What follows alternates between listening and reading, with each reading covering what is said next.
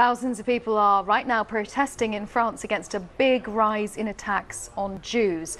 The government warns anti-Semitism is spreading like poison, and Jewish groups blame a rising far right in Europe for promoting hatred of minorities. Let's just show you some of the pictures from around France coming into the newsroom. These are pictures from Paris, and several high-profile incidents recently have really brought anti-Semitism into focus in France.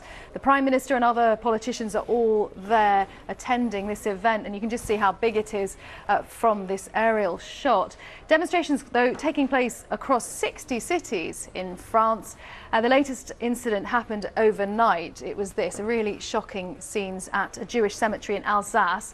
80 graves defaced with swastikas. One was spray painted with the name of a militant far-right group that was active in the 70s and the 80s.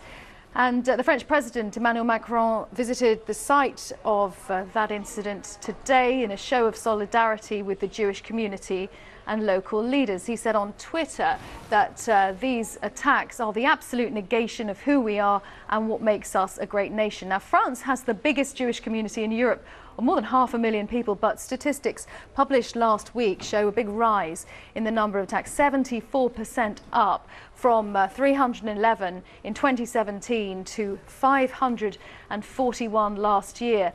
And this was the incident over the weekend that shocked so many people. French philosopher Alain Finkielkraut, and what you're looking at here is protesters on the margins of the Yellow Vest rally going on in Paris, shouting hate speech at him.